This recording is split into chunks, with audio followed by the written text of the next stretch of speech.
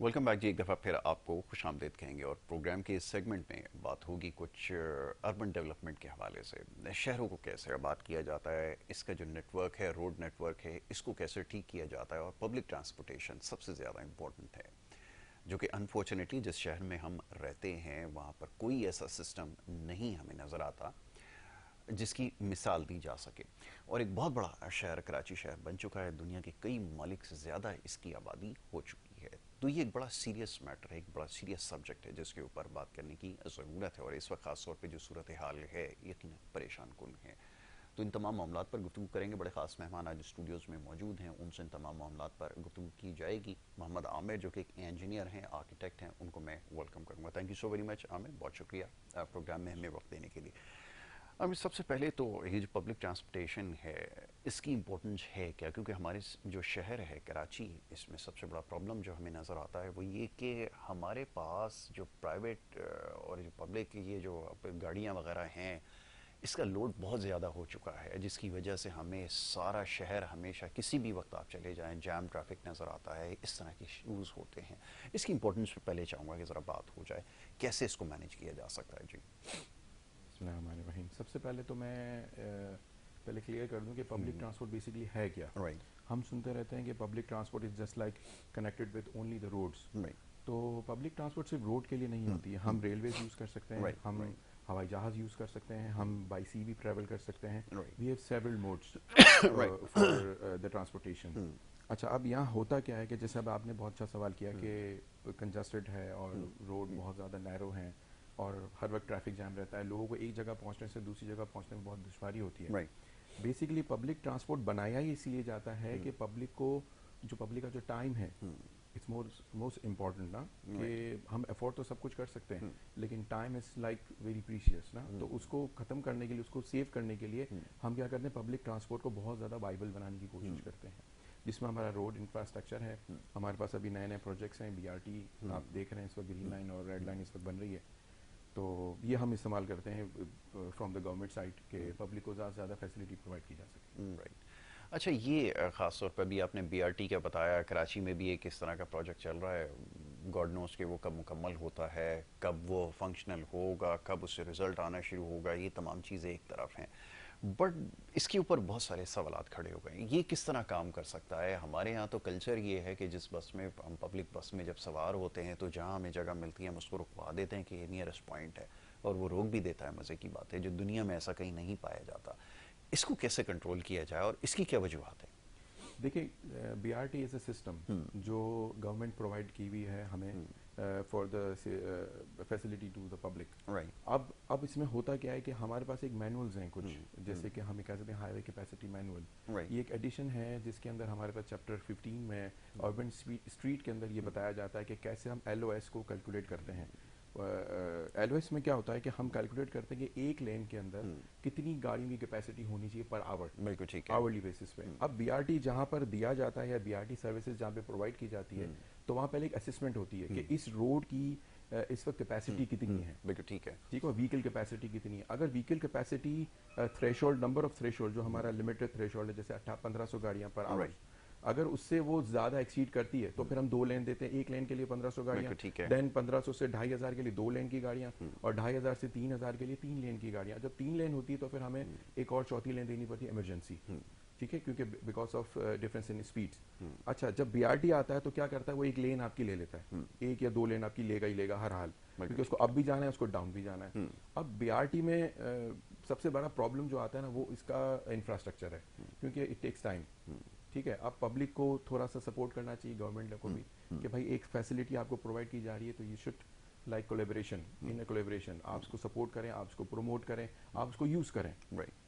तो जब ठीक तक है। पब्लिक एक तरह से गवर्नमेंट का साथ नहीं देगी तो गवर्नमेंट इसको कैसे इंप्लीमेंट करवाएगी। क्योंकि गवर्नमेंट का काम है फैसिलिटी प्रोवाइड करना और पब्लिक का काम है उस फैसिलिटी को मेंटेन करना। बिल्कुल ठीक है। वो हम रिस्पॉन्सिबिलिटी नहीं लेते, ये एक एग्जैक्टली, बड़ी अनफॉर्चुनेट है। इट्स अब काइंड ये ऑफ डिसिप्लिन, एग्जैक्टली बिल्कुल ठीक है। जब जितने भी डेवलप सोसाइटीज़ हैं, सिटीज़ हैं, वहाँ पे हम देखते हैं तो लोगों के अंदर अवेयरनेस होती है कि हमने कहाँ से जाके बस में बैठना है, कहाँ उतरना है, टाइम उसमें बड़ा इंपॉर्टेंट होता है। ये सारी चीज़ें वो उसके बारे में अवेयर हैं, लेकिन हम लोग इसमें नहीं हैं। अब थोड़ी बात चिंची की हो जाए। एक बड़ा कल्चर एक बन चुका है और इसकी वजह से बहुत ज़्यादा प्रॉब्लम्स हो रहे हैं, एक्सीडेंट का रेशो बहुत बढ़ गया है, इसकी वजह से ट्रैफिक जैम की टेंडेंसीज बढ़ती जा रही हैं। इसको कैसे निकाला जाए अपनी सोसाइटी के अंदर से, क्या इसका अल्टरनेट हो सकता है? देखिए कोई भी प्रॉब्लम होता है ना, उसके पीछे कॉज होती है। राइट। अच्छा, चिंची के पीछे कॉज क्या हो सकती है? एक short transportation system. Right. We can say that short transportation या system. Cheapest. It's the cheapest and short transportation system. Not the cheapest one, but I can say a short transportation system. कि आप एक station पे उतर रहे हैं और आज जैसे आपने कहा कि हमारी आवाम को एक बहुत जल्दी है, हमें ना हम कहते हैं ना कि हम कॉस्ट तो अफोर्ड कर सकते हैं, लेकिन हम टाइम को अफोर्ड नहीं कर सकते, क्योंकि टाइम इज लाइक हमारे लिए हर चीज़, हम सिग्नल पे रेड होता है हम फौरन भागने की करते हैं। अब होता क्या है कि इसमें कि जैसे एक स्टेशन से दूसरे स्टेशन बस ने उतारा, अब बीच में किसी ने उतरना था, वो ना उतर सका, तो वो क्या यूज करेगा? चिंची। बिल्कुल ठीक है। देखें, कोई भी सिस्टम जब एक नया सिस्टम इंट्रोड्यूस करता है, एक सिस्टम जब एक नया उसका कोई बाय प्रोडक्ट आता है, तो उसके कोई बायर्स होते हैं, उसके कोई खरीदार होते हैं, उसका कोई यूजर होता है। जब यूजर ही नहीं होगा, आप मुझे बताएं मैं चिंची रिक्शा लेकर बैठ जाऊं और मेरे पास कोई सवारी ना हो, तो मैं कितने दिन तक रखूंगा? उसके बाद मुझे चेंज तो करना है ना, मुझे सिस्टम को बंद करना पड़ेगा। लेकिन अगर सिस्टम ही गवर्नमेंट के साथ साथ पब्लिक भी इसको प्रमोट कर रही है, तो सिस्टम कैसे बंद होगा? वो तो और फ्लोरिश करेगा ना। बिल्कुल ठीक है। तो हमें चाहिए कि हम उस सिस्टम को प्रमोट करें जो हमारे लिए जरूरी है, हमारी आने वाली नस्लों के लिए जरूरी है। बिल्कुल ठीक है। तो ये डिमांड और सप्लाई के ऊपर है, क्योंकि डिमांड प्रिवेल कर रही है, इस वजह से ये सारी चीज़ें मौजूद हैं। अब ये शहर कराची के अंदर जो बस प्रोजेक्ट्स हैं, इसको किस तरह देखते हैं? ये अभी तक क्योंकि मुकम्मल नहीं हो सका है और इसकी बहुत सारी वजूहात हैं। ये रूट जिस तरह इन्होंने डिस्कवर किया है, ये बड़ा कमाल है। कैसे इसको देख रहे हैं? इसके अंदर क्या चेंजेस हो सकती थी? क्या आपके ख्याल में इस तरह के प्रोजेक्ट के लिए कोई एलिवेटेड सेगमेंट होना चाहिए या क्या होना चाहिए? इसके बारे में तो ज़रा बताएं, क्योंकि लोग बड़ा कंफ्यूज हैं, क्योंकि जिस तरह से इसको डिज़ाइन किया जा रहा है अभी तक ये मिस्ट्री एक बना हुआ है। क्या समझते हैं? सर देखिए, मैं एक बात कहूँगा इस पे कि गवर्नमेंट ऑफिशियल्स को चाहिए कि पब्लिकली अनाउंसमेंट करें कि कब ये प्रोजेक्ट स्टार्ट हुआ, इस वक्त इसकी करंट फेज क्या है और इसका एंडिंग कब होगा। ठीक है। ठीक है ना, ये गवर्नमेंट अनाउंस करें, क्योंकि देखिए हर प्रोजेक्ट को आप ये समझें कि इम्प्लीमेंट करवाने के लिए कुछ प्रॉब्लम्स आती है, जैसे फाइनेंशियल प्रॉब्लम आती है सबसे बड़ी, और टाइम मैनेजमेंट। ठीक हो गया। दूसरा कि इन्फ्लेशन। देखें, अब मैंने फॉर एग्जांपल मैं कोई बंगलो बनाने जा रहा हूँ और मेरे पास क्लाइंट्स भी हैं। अक्सर होता है जब हम प्लिंथ डालते हैं, जब हम फर्स्ट फ्लोर या सेकंड ग्राउंड फ्लोर पे आते हैं, तो उस वक्त सीमेंट की जो कॉस्ट होती है ना, वो रेज हो चुकी होती है। वो एग्रीगेट्स और जितने भी इसको मटेरियल है ना, बिल्डिंग कंस्ट्रक्शन मटेरियल, वो रेज हो चुका होता है बिकॉज ऑफ इन्फ्लेशन, या आप कह लें कि डॉलर जो एक्सचेंज रेट है। हमारा जितना भी गवर्नमेंट का जो प्रोजेक्ट है, ये BRT बेसिकली फेडरल प्रोजेक्ट है, और इसमें जितनी भी कॉस्ट जो है ना, वो डॉलर से मेंटेन होती है। ठीक हो गया। अब जब डॉलर में और ये प्राइस इन्फ्लेशन हुई, तो फिर वो इन्फ्लेट करेगा और फिर जाहिर सी बात है प्राइस कॉस्ट आएगी, तो फिर इसके बाद टाइम मैनेजमेंट भी प्रॉब्लम होगी, प्रॉपर तरीके से वक्त पे सामान नहीं पहुंचेगा, तो फिर काम नहीं हो सकता। बट इसमें एक चीज़ जिसकी अभी आपने निशानदेही की है, वो प्रैक्टिकल नहीं है अनफॉर्चुनेटली हमारे यहाँ के लोगों को बताया जाए कि एक्चुअली इसकी कॉस्ट कितनी है, किस स्टेज पर हैं और कंप्लीशन इसकी कब होगी। हाँ, उसके बारे में पहले तो कभी ऐसा हुआ करता था, कोई डेट दे दी जाती थी, लेकिन अब ये बिल्कुल भी देखिए पहले तो ऐसा होता था कि जो कॉन्ट्रैक्टर था ना, उसका नाम भी प्रॉपर दिया जाता मेंशन किया जाता था। ठीक हो गया। और उसकी कॉस्ट भी बताई जाती थी कि इसकी कॉस्ट ही है, ताकि पब्लिक की तरफ से अगर किसी को कोई भी क्वेश्चन रेज होता है, क्योंकि देखें हमारे पास जो है ना ब्रेन्स हैं, वी हैव ब्रेन्स, जो ड्रेन हो रहा है अनफॉर्चुनेटली। आप देखें इस वक्त हमारी यूनिवर्सिटी, मैं यूनिवर्सिटी में पढ़ाता भी हूँ, तो वहाँ देख रहा हूँ तो कि जैसे यूनिवर्सिटी में बच्चे ने ग्रेजुएशन डिग्री ली और फौरन वो हमसे पूछते हैं सर मूव करना है। वाई? क्योंकि उसमें इतनी कैपेसिटी है ना, तो उसको लगता है कि यार मुझे यहाँ पे कोई रिजल्ट नहीं मिलेगा, तो फिर मैं मूव हो जाऊँ। बिल्कुल ठीक आप है। समझते हैं इस बात को? बिल्कुल ऐसा ही, अपॉर्चुनिटीज़ हमारे पास नहीं है, बड़ी तेज़ी से जो थी वो डिप्लीट कर रही हैं, तो ये एक बहुत बड़ा प्रॉब्लम है कि जो ब्रेन ड्रेन हो रहा है। अब ये एक बड़ा इंपॉर्टेंट टॉपिक है, इसके ऊपर तो आगे चल के बात की जाएगी। टेलीफोन लाइन पर हमारे साथ एक और हमारे गेस्ट हैं, फैसल कुरैशी साहब, एनालिस्ट हैं, उनको भी हम वेलकम करेंगे। फैसल भाई, बहुत शुक्रिया प्रोग्राम में वक्त देने के लिए। वालेकुम अस्सलाम। फैसल भाई, ये फरमाइएगा, अभी थोड़ी देर पहले भी बात हो रही थी शहर कराची के हवाले से, और इस वक्त जो सूरत हाल है, यकीनन आप भी उसका सामना कर रहे होंगे। ज़रा ये फरमाइएगा इसका क्या हल निकाला जाए। और सवाल ये पैदा होता है कि पूरे मुल्क में ये हो रहा है, धरने वगैरह हो रहे हैं, लेकिन अजीब बात यह है कि पख्तूनख्वा सूबे के अंदर मेरा ये ख्याल है कि पाराचनार है, और वहाँ पर इस तरह के अगर हालात हैं तो वहाँ पे ये सब कुछ नहीं हो रहा। कैसे इसको कंट्रोल करना है, ऑल एंड ऑल ज़रा इसके ऊपर बात हो जाए, ज़रा फरमाइएगा क्या किया जाए।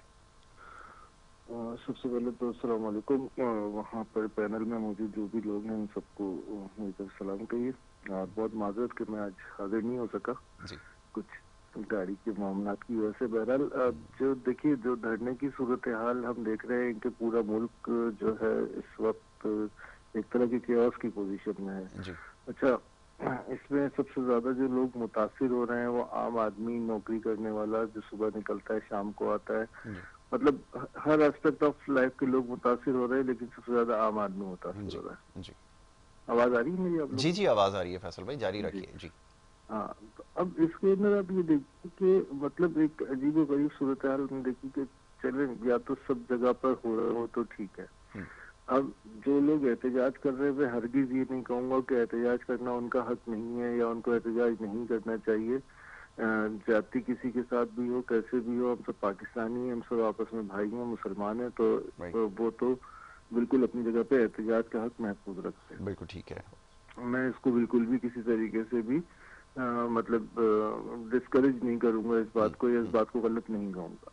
अब आइए कि मिस मैनेजमेंट की सर इंतहा है। आप देखें ना कि फेडरल गवर्नमेंट के कल अज़मा बुखारी साहिबा की प्रेस कॉन्फ्रेंस अगर आपकी बसारतों की से गुजरी हो या आपकी समातों से गुजरी हो, तो आपने महसूस किया होगा कि उन्होंने जिस अंदाज में इस मसले को टैकल किया, वो बहरहाल उनका स्ट्रेचर नहीं था। उसके अंदर उन्होंने बहुत सारी बातें की। ठीक है, आप केपी गवर्नमेंट को मिलाइन करें, बिल्कुल केपी गवर्नमेंट का फेल्यूर है। हम्म।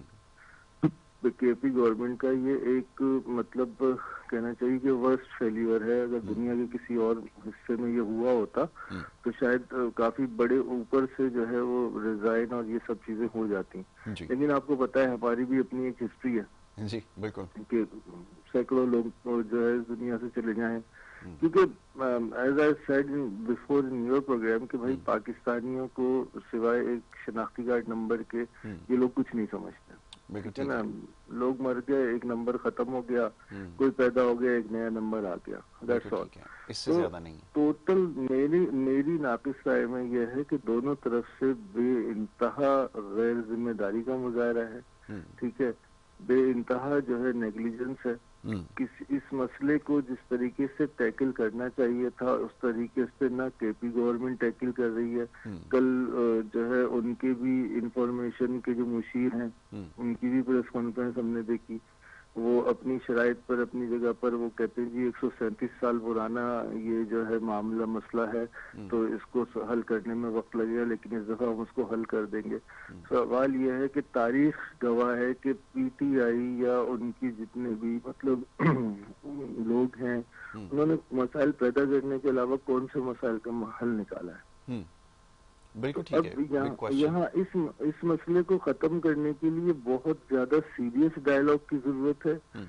फेडरल की तरफ से भी केपी से फ्रैंकली स्पीकिंग बुरा ना मानिएगा, मैं कोई उम्मीद नहीं रखता वहाँ की गवर्नमेंट से, क्योंकि उनके नजदीक जो सबसे बड़ा मसला है वो बानी है। ठीक है ना, वो बानी के बगैर कहीं हिलने को तैयार नहीं है। उन्होंने पिछले 3 साल 4 साल 5 साल जो भी केपी में उनका रहा मामलात, और अभी भी रिसेंट हिस्ट्री में भी उन्होंने केपी के लिए कुछ भी नहीं किया। बिल्कुल। वो आपको पड़ोस से धमकियां आ जाएं, वहां से मिलिटेंसी इस तरफ आ जाए, ले देकर एक इदारा वहां पे जवाब देता है, वो ही मतलब आप उनको अच्छा कहें आप उनको बुरा कहें, बहरहाल वो रिस्पॉन्ड कर रहे होते हैं। ठीक है ना, बिल्कुल ठीक है। उनकी केपी गवर्नमेंट जो वहाँ पर लोकल केपी गवर्नमेंट है उनका वहाँ पे कोई रोल हमें असर वही देखने को नजर नहीं आता, और इस दफा भी यही हो रहा है। जी। जबानी जमा खर्च दोनों जानिब से हो रहा है, फेडरल की जानिब से। जब फेडरल ने भी इस मसले को जिस तरीके से टेकअप करना चाहिए उस तरीके से नहीं किया। आपको याद होगा जब कोयटा में मामला हुआ था एक दफा जो हमारी हजारा कम्युनिटी के साथ हुआ था, उस वक्त प्राइम मिनिस्टर खुद वहां पे पहुंचा था जी। और वहां पे जाके उसने धरने वालों से बातचीत की थी, सब कुछ किया था और मामलात को सेटल डाउन किया था। जी। यहाँ पर हमें यहाँ पे शादियां हो रही हैं साहब, मतलब अगर मैं क्लियरली कहूँ, मुझे इस बात के ऊपर बड़ा कोई वो नाराजगी नहीं है, शादी करें उनका हक है, बिल्कुल सब कुछ सही है, लेकिन बकाया जो चीजें हैं जिन जिन लोगों के कंधों पे सवार होकर आप ऐवान इक़्तिदार में आए हैं, अब उनके लिए क्या कर रहे हैं। बिल्कुल ठीक है फैसल भाई, इसके ऊपर मजीद अभी गुफ्तगू की जाएगी। एक और बड़ा सियासी मामला और मसला है, इसके बारे में क्या करने की ज़रूरत है ये तो आपने बता दिया है, लेकिन फिल वक्त क्या किया जाए ये सब में ज़्यादा ज़रूरी है। इसके ऊपर अभी हम आपसे बात करते हैं। जनाब, आमिर साहब, अब ज़रा कुछ देर पहले बात हो रही थी इस प्रोजेक्ट के हवाले से, जो ख़ास तौर पे रेड लाइन प्रोजेक्ट जिसका नाम दिया गया है, ये प्रोजेक्ट के लिए जो बसेस हैं, और पता ये चला है कि बायो गैस से जो है इसको चलाया जाएगा। अब बताएं, इस तरह के एक्सपेरिमेंट जब किए जाते हैं तो लोग सोचने पे मजबूर हैं कि आखिर ये प्रोजेक्ट की जो फिजिबिलिटी है, ये बनाता कौन है, कौन लोग इसको अप्रूव करते हैं, इसके लिए आप क्या समझते हैं, क्या इसका ऑल्टरनेट होना चाहिए? और जो ई बसेस का कॉन्सेप्ट है, दो के वो अभी नज़र तो आ रही हैं, लेकिन इसको कैसे प्रमोट किया जाएगा? क्या उनके लिए भी नए ट्रैक्स की ज़रूरत है? एग्जिस्टिंग जो आपके पास जो बचा कुचा इंफ्रास्ट्रक्चर है उसके ऊपर इसको चलाया जा सकता है? क्या प्लानिंग है इसके हवाले से बताएं। देखें, यूरोपियन इंफ्रास्ट्रक्चर की अगर मैं बात करूँ ना, तो आप देखें वहाँ पे सिंगल लेन के ऊपर नॉर्मल ऑर्डिनरी कार्स भी चल रही होती हैं और बसेस भी चल रही होती बिल्कुल। हैं। उनके लिए कोई स्पेशल ट्रैक नहीं बनाया जाता। तो इस वक्त जो ये प्लान करते हैं, मैंने आपसे पहले ही अर्ज़ किया था कि गवर्नमेंट को चाहिए दे शुड अनाउंस कि वो उनके नाम्स बताएं कि टीम में कौन कौन है, प्रोजेक्ट मैनेजमेंट में कौन है, उसमें एग्जीक्यूशंस में कौन है, उसमें इंजीनियर्स कौन कौन है, और पब्लिक के लिए एक ओपन सर्वे या ओपन ओपिनियन सिस्टम होना चाहिए कि पब्लिक इसके बारे में क्या राय करती है। जैसे मैंने आपसे कहा था कि हमारे पास बहुत सारे इस वक्त प्रोफेसर्स हैं, जैसे आप देखें कि इस वक्त जितने भी मीडिया में जो टॉक्स होती हैं, नॉर्मली पॉलिटिशियंस को या किसी ऐसे बंदे को बुलाया जाता है जिसका कोई पावर और रिसोर्सेस होता है, लेकिन कभी भी कोई एकेडमिक्स लेवल पे किसी न किसी को इनवाइट नहीं किया जाता। तो एक आप लोग के मीडियम की तरफ से मेरी एक रिक्वेस्ट भी होगी कि आप प्लीज़ प्रोफेसर्स को बुलाएं, इनवाइट करें इस इश्यूज़ के ऊपर, वो आपको बेहतर गाइडेंस दे सकते हैं। रही बात गैसेस पे चलने की, तो these are the energies, you know, हम जब भी एनर्जी की बात करते हैं तो उसका सोशियो इकोनॉमिक एक इम्पैक्ट होता है, जिसको एक असेसमेंट के थ्रू हम एक पूरी इसकी लिस्ट बना कर देते हैं कि उसका इम्पैक्ट क्या होगा, what type of energies we are using right now. जैसे रिन्यूएबल है, नॉन रिन्यूएबल एनर्जी है। तो गैस जो है ना, गैस इटसेल्फ ये नॉन रिन्यूएबल एनर्जी है। आपने गैस लिया, इसको इस्तेमाल किया और ख़त्म हो गई। गैस का इम्पैक्ट क्या है? सबसे पहले तो वो आपकी इकोनॉमी को हिट करेगा, क्योंकि आपने इसको इंपोर्ट करना है या आपको किसी प्रोसेस के थ्रू लेकर आना है, तो इसमें डॉलर इन्वॉल्व हो गया, राइट। जहाँ डॉलर इन्वॉल्व होगा, आपको पता है उस वक्त चीज़ें महंगी होंगी, सस्ती नहीं होगी। तो गैस पे चलने वाला व्हीकल का जो रेंट है ना, वो भी महंगा होगा। अब गवर्नमेंट क्या करती है? गवर्नमेंट सब्सिडी देती है। गवर्नमेंट हमारी अल्हम्दुलिल्लाह बहुत अच्छा काम कर रही है, और वो सब्सिडी दे रही है। अब सब्सिडी कहाँ से जा रहा है? खजाने से जा रहा है जी। तो इम्पैक्ट जो इसका जो है ना, वो डायरेक्टली कह लें या इनडायरेक्टली कह लें, वो आता है इकोनॉमी के ऊपर ही है, ठीक है ना। तो वो रिसोर्सेज यूज, जैसे ई बसेस की आपने बात की है, इस पर मैं एक सवाल पूछूंगा गवर्नमेंट से भी, और एक मैं ओपिनियन लूँगा पब्लिक की तरफ से भी, कि पब्लिक आपके चैनल को ओपिनियन दें अपना और इसका एक जवाब दें। मुझे एक बात बताएं कि एक मैंने एक शर्ट पहनी हुई है, क्या मैं इसके ऊपर एक और शर्ट पहनूंगा? नहीं है ना, सीधी सी बात है। आपने एक BRT एक इंट्रोड्यूस करवाया, आप ग्रीन लाइन का पूरा ट्रैक एक बार सर्वे कर लें उसका, उसके नीचे ही बसेस चल रही हैं, तो ये इम्प्लीमेंट करने की जरूरत क्या थी? इसका मतलब कि there is a conflict between the public transport, the transport system and the government transport system. ठीक है, एक कॉन्फ्लिक्ट है, ठीक है। एक बस ऊपर जब दी हुई है, एक सिस्टम जब इंट्रोड्यूस किया हुआ है, तो नीचे नॉर्मल बसेस क्यों चल रही है? हमारी तरफ से एक सजेशन ये था इस ग्रुप को कि आप एक काम करेंगे, जैसे फॉर एग्जांपल एक रूट पे एक बस चल रही है, खान कोच है, अब उसका एक रूट है, उसका एक ओनर है, ठीक है, उसका रूट भी डिसाइड किया गया बाय द गवर्नमेंट। तो गवर्नमेंट क्यों ना ऊपर जो बस चल रही है ग्रीन बस, उसके ऊपर खान कोच लिख दे, इलेक्ट्रॉनिक है ना, वो एक पैनल लगा हुआ है, खान कोच लिख दे, और उसको खान कोच वालों को सील कर दे कि भाई इसे आपने मेंटेन करना है, इसने आपने जितनी भी इसकी ऑपरेशनल कॉस्ट कहलाती है वो आपने इसको मेंटेन करना है। तो जाहिर सी बात है फिर सिस्टम प्रमोट होगा। इसी तरीके से इन्वेस्टमेंट, पब्लिक प्राइवेट पार्टनरशिप आ जाएगी। इन्वेस्टमेंट, अगर इन्वेस्टमेंट नहीं है तो बैंक को इन्वॉल्व करें, ठीक है। इससे क्या होगा कि एक इकोनॉमी में बूम आएगा, बिल्कुल ठीक है, एक साइकिल चलेगा, एक रोजगार का मौके, बिल्कुल ठीक है। आउटसोर्स करने से फिर ये होगा कि उसकी मेंटेनेंस की आपकी कॉस्ट भी कम हो जाएगी और वो उसी तरह ऑपरेशनल रहेगा जैसे उसको चलाना चाहिए। वरना अनफॉर्चुनेटली होता है कि हमारे इंफ्रास्ट्रक्चर बड़ी जल्दी उड़ जाता है, और हमारे पास जो इस वक्त बसेस की हाल है, क्योंकि पब्लिक में क्योंकि सेंस प्रिवेल नहीं करता अनफॉर्चुनेटली कि उसको कैसे मेंटेन रखना है, उसको कैसे ख्याल रखना है, ये पब्लिक का एसेट है, वो चीज़ अभी डेवलप नहीं हो पाई है। दूसरा ये कि जब हम मॉडर्न सोसाइटीज़ के अंदर देखते हैं तो हमें एक कल्चर बहुत ज़्यादा नज़र आता है कि वो एलिवेटेड रोड्स बनाते हैं और उसके ऊपर नया प्रोजेक्ट इनिशिएट करते हैं। हमारे यहाँ क्यों ये मटेरियलाइज नहीं हो सकता, इसकी क्या वजह है? देखिए, एक तो नैरो रोड्स हैं हमारे पास, रोडवेज हमारे बहुत ज़्यादा नैरो हैं, हमारे पास एक वाइडर हाईवे है नहीं, ठीक है। एक ही रोड था हमारे पास जो इस वक्त, जहाँ इस वक्त ग्रीन लाइन चल रही है, तो आप देखें उसमें मेरे ख्याल में 4 अप एंड 4 डाउन है उसमें, ठीक। इसके अलावा कोई भी ऐसा रोड नहीं है जिसमें 4 लेन हो, इवन के शारा फैसल पे भी नहीं है। आप देख लें कि 5 बजे के बाद तो आप सोच भी नहीं सकते कि उस रूट पे ट्रैवल किया जाए। अब आप कहते हैं कि ओवर पास एक ब्रिज दिया जाए, तो ये जस्ट लाइक BRT ही है, ठीक है ना, लेकिन वहाँ ये हो जाता है कि नीचे ऊपर बस और नीचे सारे बेबस होते हैं। बिल्कुल, ठीक है बहुत ना। अच्छी बात, वेल तो देखिए होता क्या है कि बेसिकली हम जैसे फॉर एग्जांपल एक डॉक्टर है, जैसे मैं एक अर्बन प्लानर आर्किटेक्ट हूँ, तो मुझे अगर आप कहें कि भाई एक फैसिलिटी प्रोवाइड करनी है, सबसे पहले पूछूंगा वाई, ये फैसिलिटी क्यों चाहिए, क्योंकि रोड जैम है, लोगों को एक जगह से पहुंचने में दूसरे जगह पहुंचने में टाइम टेक करता है, टाइम लगता है। हम क्या करते हैं कि ठीक है फिर एक बस सिस्टम देते हैं। बस के दो बेनिफिट, सबसे बड़ा बेनिफिट कि वो 40 बाइकर्स को एक बस में एक accommodate बस में कर लेता है, तो आपके 40 बाइकर बाइकों की कम जगह हो खत्म गए। हो गई, बिल्कुल ठीक है। ठीक हो गया। अब वो क्या करती है, वो कार्स को भी ले लेती है, ठीक है, लेकिन अब प्रॉब्लम ये हमारा कल्चर पूरी तरह से डेवलप हो चुका है कि हमें बाइक्स के बगैर तो हमारा गुजारा नहीं है। नहीं। तो सबसे पहले तो एक एक एक एक प्रोग्राम होना चाहिए, एक अवेयरनेस सेशन होना चाहिए फॉर द पब्लिक कि आपने बाइक को आप कम से कम यूज करना है। कम यूज बाइक उस वक्त करेंगे ना पब्लिक के, जब पब्लिक को फैसिलिटी प्रोवाइड बिल्कुल होगी। ठीक है, alternate फैसिलिटी मिलेगा, मिलेगी, कोई अल्टरनेट भी मिलेगा, तो क्यों नहीं प्रोवाइड करेगा। बिल्कुल ठीक है। मेरा ये सजेशन है कि जो बीआरटी के जो स्टॉप्स हैं वहाँ एटलीस्ट बाइक के स्टैंड्स होने चाहिए, ठीक है। ताकि जैसे मैं अभी जाना चाह रहा हूँ बीआरटी तो मैंने बाइक पार्क की, बस में बैठा, दूसरे स्टॉप पे उतरा, वहाँ अपना काम निपटाया, दूसरे उसी स्टॉप से वापस आया, बाइक स्टार्ट किया, घर चला गया। बिल्कुल ठीक है। तो ये एक सिस्टम बन सकता है, क्योंकि ब्रिजेस के नीचे बहुत सारी जगह खाली पड़ी वाइड्स हैं, तो हम उसको यूज कर सकते हैं फॉर द बाइक पार्किंग्स, लेकिन उसको पार्किंग माफी से थोड़ा सा दूर रखा जाए। आप समझते हैं ना कि यहाँ फॉरन ही एक बिजनेस जनरेट हो जाता है, अल्टरनेट मोड जनरेट हो जाता है। गवर्नमेंट के पास ऑलरेडी बहुत सारे मसाइल हैं कि वो इनको भी सिक्योरिटी प्रोवाइड करे, इनके पीछे भी भागे, तो पब्लिक को भी कुछ करना चाहिए। आप जैसे कह रहे हैं कि जो ऐसी सोसाइटीज़ हैं जिसको हम डेवलप्ड सोसाइटीज़ कहते हैं, तो उसमें पब्लिक सपोर्ट करती है, पब्लिक प्रमोट करती है। सबसे इंपॉर्टेंट चीज सेंस ऑफ ओनरशिप है जो करता है, जो अनफॉर्चुनेटली हम उसके ऊपर नहीं अभी तक काम कर सके। हम देखें ना, स्प्लिटिंग करते हैं तो कोई जो हमारे सामने वाला है वो बुरा नहीं मानता। अगर आप यही चीज़ यूरोप में, जर्मनी में, किसी भी कंट्री में चले जाए ना, आप यकीन जाने जरा से यूं भी करेंगे तो लोग बनेंगे oh what is that, what are you doing.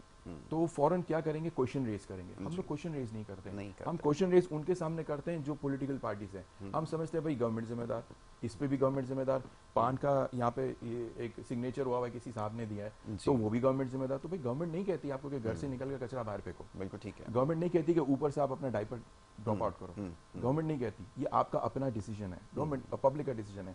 जब तक पब्लिक अपने किसी भी डिसीजन को ओन नहीं करेगी या अपने किसी एक्ट को ओन नहीं करेगी, हम कभी तरक्की नहीं कर सकते। बट एक चीज़ जो हम सोचते हैं कि हम मिडिल ईस्ट में जाते हैं, जाकर देखते हैं वहाँ पे दुबई में ख़ास तौर पर, उससे जितने भी ऐसे इलाके हैं, रूल्स बहुत ज़्यादा स्ट्रिंजेंट हैं, लॉज बड़े सख्त हैं कि आप ये सारी चीज़ें कर ही नहीं सकते, अगर आप चाहें भी तो नहीं कर सकते। क्या आपको लगता है कि इस तरह से इम्प्लीमेंट करवाया जा सकता है? क्योंकि ये हमारे यहाँ बड़ा मुश्किल हो रहा है। ये तो एक चीज़ है जिसके ऊपर, एक सेगमेंट के ऊपर आपने बात की है, बहुत सारी जगह पे हम देखते हैं लॉलेसनेस हमें सबसे ज़्यादा इस सोसाइटी में नज़र आती है। उसके लिए क्या करें? देखिए मैं मिडिल ईस्ट भी गया हूँ अल्हम्दुलिल्लाह, और ईस्ट, वेस्ट, नॉर्थ, साउथ मैंने नहीं देखा, बाकी दुनिया के तीनों कोने मैंने देखे हैं, विजिट किए हैं।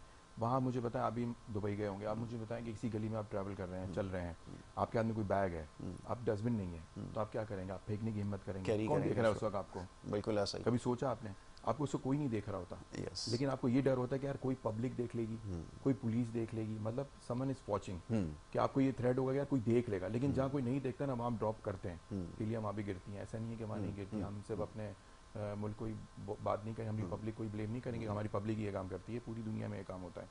लेकिन एक जैसे एज एन अर्बन प्लानर हमारे पास एक कैलकुलेशंस होती हैं to provide dustbin, proper dustbin. अब एक हमारे यहाँ पार्क्स बनते हैं, जैसे कि आप इस वक्त एम्प्रेस मार्केट देख लें, उसमें दो चीज़ें कम हैं। हमने रिसर्च किया था, हमारे एक प्रोफेसर हैं यूरोप के अंदर, जहाँ फिटनेस की, उन्होंने मुझे कहा कि there two objects are missing. एक तो बेंच नहीं है, लोग ग्रास पे बैठे हुए हैं, दूसरा वहाँ पे डस्टबिन नहीं है, क्योंकि डस्टबिन का एक रेशो होता है पॉपुलेशन के हिसाब से कि कितने मीटर्स के बाद एक डस्टबिन होना चाहिए, और उसको कलेक्टिंग के लिए आपके पास व्हीकल्स भी होने चाहिए, उसको कलेक्ट किया जा सके। ऐसा ना हो कि फुल हो रहा है, ओवरफ्लो हो रहा है, और उसका फिर सारा जो ट्रैश है ना वो नीचे फैला हुआ है।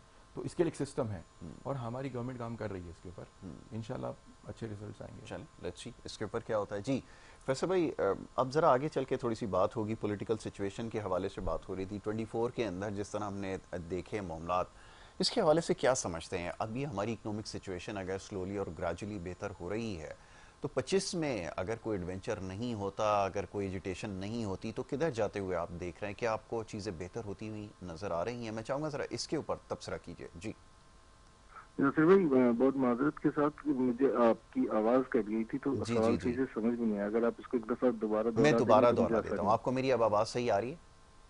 जी अब सही आ रही है। जी मेरा सवाल आपसे ये था कि 2024 के अंदर हमने देखा कि जो इकोनॉमिक सिचुएशन थी उसमें थोड़ी हमें बेहतरी नज़र आई है, मगर ये जो पॉलिटिकल सिचुएशन थी इसकी वजह से हम बड़ा परेशान रहे।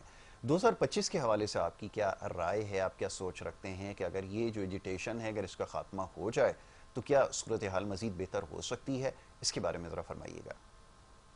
जैसे कि आप जानते हैं कि मैं हमेशा पॉजिटिव ही रहता हूँ चीजों बिल्कुल। को लेकर, मतलब मेरा माइंडसेट ही इस तरह का है। लेकिन माजरत के साथ अगर हम सिर्फ 2024 नहीं, हम 2023 में भी पॉलिटिकल केओस का शिकार थे, 2020 में भी, 22 में भी, 21 में भी, 24 में भी।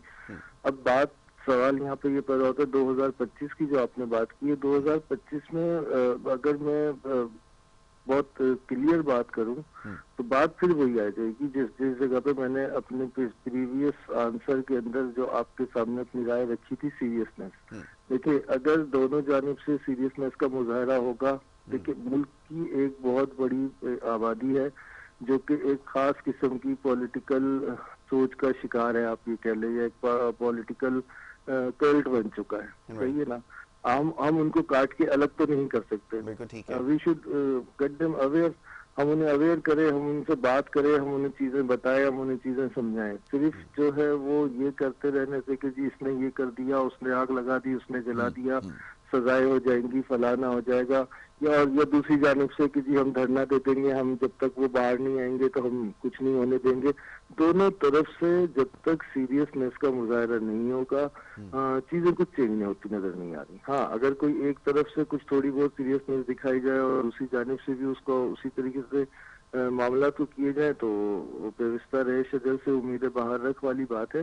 लेकिन 2025 को अगर मैं तज्जिया करने की कोशिश करूं तो इस कदर मतलब चीजें आपस में मिक्सअप हुई हुई है कि आप किस चीज को लें। देखें, आपकी इकोनॉमी आपके सामने है, मतलब नंबर्स कुछ भी हो, जो ऑन ग्राउंड पोजीशन हमें नजर आ रही है, जो लोगों की जाती जिंदगी, जो एक आम आदमी की, आपकी, मेरी या हमारे जैसे दीगर लोगों की जो एक जिंदगी है, पर्सनल लाइफ है, उनके अंदर फाइनेंशियल प्रॉब्लम्स इस तरीके की हैं, लोगों के अंदर मिन हैसुल कौम, हम लोगों के अंदर स्ट्रेस इतना ज्यादा हो चुका है कि जिन बातों के ऊपर हंस के मुस्कुरा के हमें साइड हो जाना चाहिए, हम उनके ऊपर लड़ना शुरू हो जाते हैं। आप भी सुबह से शाम तक रोड्स के ऊपर चीजें देखते हैं, मुझसे ज्यादा अवेयर हैं, आपके पास डायरेक्ट न्यूज़ आती हैं, जिस तरह की खबरें आजकल आ रही हैं, जिस तरह से लोगों में खुदकुशी का रुझान बढ़ रहा है, जिस तरीके से तलाकों की तादाद बढ़ी है, जिस तरीके से पर्सनल रिलेशनशिप्स खराब हो रही हैं,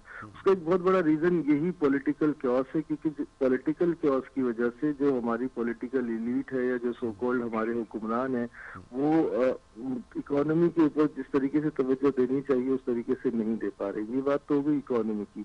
इकोनॉमी के अंदर सूरत हाल बेहतर होती हुई वर्ल्ड ओवर नजर आती है, लेकिन पाकिस्तान में बहुत मुश्किल है। वही मसला वही है कि यहाँ पर जो है संजीदगी का फुकदान है। किसी भी जगह के ऊपर वो कहना तो नहीं चाहिए, लेकिन अब जबान पर आई गया तो कह देता हूँ कि हर शाख पे उल्लू बैठा है, जामे गुलिस्तान क्या होगा वाली बात है। अब अगर आप सियासी सूरत हाल की बात करते हैं तो सर ये जो एक मतलब कॉमिक चल रहा है कि आपके सामने ही है, 2024 पूरा साल हम आपकी चैनल पे बात करते रहे और हमने मुख्तलिफ आरा लोगों की सुनी थी और अपनी भी राय दी।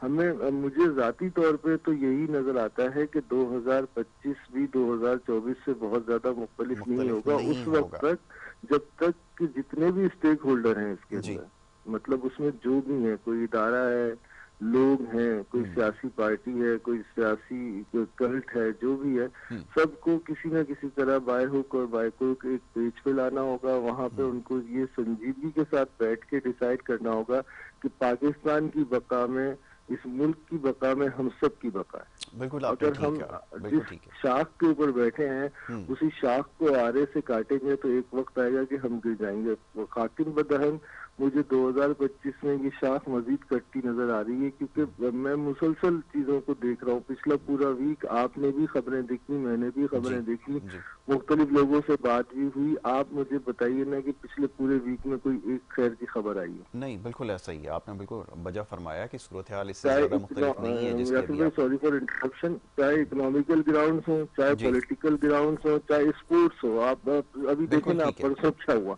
मतलब सीरियसनेस कहीं पर भी किसी भी चीज की नजर नहीं आ रही। पता नहीं हम लोग फिनिशर्स नहीं है शायद, इनिशिएटर्स हैं सिर्फ, चीजें बिल्कुल ऐसा ही है। इनिशिएट कर देते हैं। चाहे वो हमारी कोई मतलब पॉलिटिकल मूवमेंट हो, हम उसको इनिशिएट कर देते हैं, हम उसको फिनिश नहीं कर पाते। बिल्कुल ठीक है, इसी बिल्कुल आपने तरीके से सही चाहे कहा। वो कोई इनिंग हो, चाहे वो बैटिंग हो, चाहे वो बॉलिंग हो, चाहे वो सियासत हो, चाहे वो इकोनॉमी हो। अभी आप लोग जो है जो हमारा अभी नया ट्रांसपोर्टेशन सिस्टम हम पे लागू किया जा रहा है उसकी बात कर रहे थे। मैं सुन रहा था किसी हद तक कुछ कुछ आवाज आ रही थी, जी जो जी। साहब बात कर रहे थे बड़ी मुदल्लल और बड़ी बेहतर बात कर रहे थे। बात दरअसल यही है ना कि आप बगैर सोचे समझे एक रात सुबह सोकर उठते और कहते यार ये काम ऐसे कर ले, ऐसा नहीं जी। होता sir. You need in depth analysis. आपको एक्सपर्ट्स के साथ बात करनी पड़ती है, आपको लोगों के साथ बात करनी पड़ती है। आप जब तक लोगों से दूर रहेंगे, जब तक आप रियल जो एक मतलब जो बंदा उस चीज से या तो मुतासिर हो रहा है या उस चीज का एक्सपर्ट है, जब तक आप उसको ऑन बोर्ड नहीं लेंगे आप कुछ नहीं कर सकते। मुमकिन ही नहीं है, 2025 में बिल्कुल भी सही। सर वही वाली बात है कि देखते हैं आगे, बिल्कुल अल्लाह खैर ठीक है, करेगा, बिल्कुल आपने बेहतर सही अल्लाह कहा कि ताला के ज़्यादा हाथ में सूरत मामला। हाल मुख्तलिफ नहीं होगी। ऐसा ही ख्याल किया जा रहा है कि हमारे यहाँ महज सिर्फ कैलेंडर के ऊपर तारीख चेंज होने से ज़्यादा जो है और कुछ नहीं होगा, क्योंकि जो कुछ होता रहा है सिलसिला, अगर ये नहीं सूरत हाल बेहतर हुई तो यकीनन फिर कोई जैसे भी बेहतरी आप की उम्मीद। बताइए ना, पिछले 4 साल से तो बहुत क्लोजली चीजें आपके सामने ही है ना, क्या जी जी, हो गया। बिल्कुल ऐसा ही है, हाँ, बिल्कुल ऐसा ही। मेरी राय भी एक ज़्यादा मुख्तलिफ नहीं है, ऐवान बिल्कुल। बदला, उस ऐवान के बदलने के बाद उस ऐवान की परफॉर्मेंस क्या है। बिल्कुल उन्होंने ऐसा ही। आते ही एक नया क्योस क्रिएट कर दिया। बिल्कुल ठीक है, बिल्कुल ठीक है। आमिर साहब, अब ज़रा शहर के हवाले से जैसे बात हो रही थी, रिसोर्सेज आपके पास डिप्लीट हो रहे हैं। ये बड़े जो शहर होते हैं वहाँ पे किस तरह प्लानिंग की जाती है कि रिसोर्सेज को मेंटेन भी किया जाए, रिसोर्सेज को जनरेट भी किया जाए और उनको ज़ाया होने से बचाया जाए। हमारे पास ही एक बड़ी प्रॉब्लम हमें नज़र आती है कि जिस तरह की हमारी सोसाइटी है, अल्हम्दुलिल्लाह कहीं पे कोई प्लानिंग नज़र नहीं आती। फिर किया क्या जाए, क्योंकि मिसालें तो हम देते हैं, रिसोर्सेज का भी तो होना ज़रूरी है। यहाँ पर गवर्नमेंट के पास जाते हैं तो वो कहते हैं फ़ंड्स की कमी है। पता ये चलता है कि ये पूरे पाकिस्तान में सबसे ज़्यादा रेवेन्यू भी ये जनरेट कर रहा है शहर, लेकिन उसके बावजूद भी ये सूरत हाल है। तो फिर कैसे मैनेज किया जाए, सूरत हाल को अंडर कंट्रोल कैसे किया जाए? देखें, रिसोर्सेज जैसे आपने बात की, रिसोर्सेज हम किस तरीके से हासिल करते हैं, या तो इम्पोर्ट करते हैं इसको, या खुद जनरेट करते हैं जैसे आपने कहा कि हम जनरेट करेंगे, या रिसोर्सेज को हम प्रॉपर तरीके से यूज़ करेंगे कि वो ज़ाया ना हो। ज़ाया ना हो। तीन ऑप्शन है मेरे पास। जैसे फैसल साहब ने बहुत अच्छी बात कही कि पब्लिक इस वक्त परेशानी का शिकार है। मेरे हिसाब से पब्लिक दो तरह से इफेक्टेड हुई है। एक तो फाइनेंशियली तौर पे, दूसरा आप ये कह लें कि फिजिकली तौर पे, जिससे मैं कहूँ कि मेंटली तौर पे पब्लिक बहुत ज़्यादा डिस्टर्ब है। फाइनेंशियली तौर पे ये कि एनर्जी क्राइसिस हमारे पास है, हमारे बिल्स बहुत ज़्यादा आ रहे हैं। जो यूनिट्स का मैं पहले पे कर रहा था 2000, अब मैं उसका पे कर रहा हूँ 6000। ठीक हो गया। तो ये बहुत बड़ा इम्पैक्ट है जो फाइनेंशियल बर्डन है पब्लिक के लिए, और बहुत बड़ा बर्डन है, जिसके लिए मैं आपके चैनल के थ्रू एक सवाल भी पूछूंगा, एक पोल भी लाने की ज़रूर कोशिश करूंगा कि पब्लिक भी जवाब दे, गवर्नमेंट भी जवाब दे कि ये फ्यूल एडजस्टमेंट चार्जेस ये क्या है और इसकी रीज़न क्या है। चलिए है कोई बात नहीं, हम पे करेंगे, लेकिन उसके पीछे रीज़न क्या है और उसको हम ख़त्म कैसे कर सकते हैं। एक आदमी, जैसे कि मैं किसी जगह पे रेंट पे रह रहा हूँ, एक साल मैंने बिजली इस्तेमाल की, मैंने पे भी किया उसको ऑन टाइम टू टाइम, लेकिन अगले साल जो बंदा नया टेनेंट आया है उसको मेरे फ्यूल एडजस्टमेंट देने पड़ रहे हैं। वाई? ये क्या सिस्टम है, ये मुझे समझ में नहीं आया।